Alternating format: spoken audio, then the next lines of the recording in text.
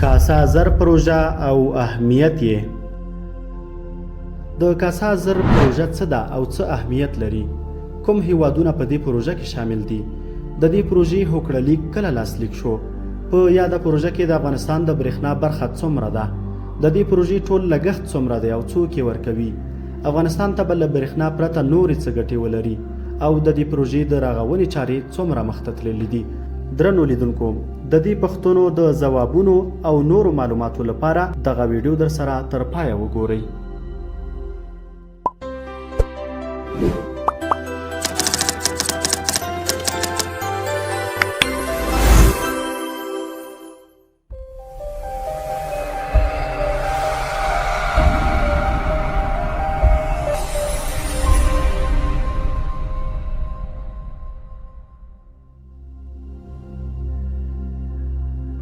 کاسا زر د برېښنا او انرژۍ یوه لویه پروژه ده چې په ترسروي سره یې د قرغیزستان او تاجکستان له اړتیا ډیره برېښنا افغانستان او پاکستان ته رسول کیږي. د کاسا زر پروژه له منځنۍ اسیا د شیرخان بندر له لارې د افغانستان شمال ته ننوځي او له کندوز، بغلان، پنجشیر، کاپیسا، کابل، لغمان او ننګرهار له لارې پر تورخم پښتونخوا ته اوړي. د دې پروژې هوکړه‌لیک د 2020 میلادي کال په پای کې د یادو څلورو واړو هیوادونو ترمنځ لاسلیک شوی دی. د یاد تړون له مخې قرغیزستان او تاجکستان به د 1400 کیلومتره د انرژۍ انتقال لیکې پر مټ 300 میګاواټه برېښنا افغانستان ته او 1000 میګاواټه پاکستان ته لیږدوي. د دغه پروژې ټول لګښت 1.13 میلیارډ ډالره اټکل شوی چې په تیر کې نړیوال بانک، امریکا، انګلستان، د اروپا د پانګونې بانک او اسلامي پرمختیایي بانک د دغه پیسو د ورکړې ژمنې کړې وې.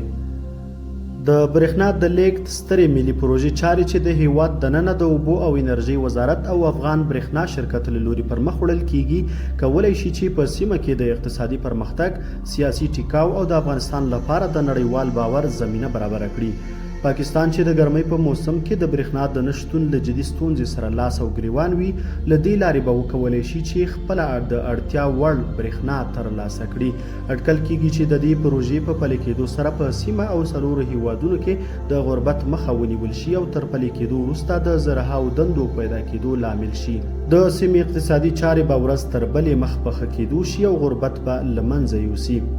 تر دا مهاله د کاسا زر پروژې د رغونې چارې په قرغیزستان کې 90 سلنه، تاجکستان کې 80 سلنه، افغانستان کې 10 سلنه او په پاکستان کې 50 سلنه ترسره شوي.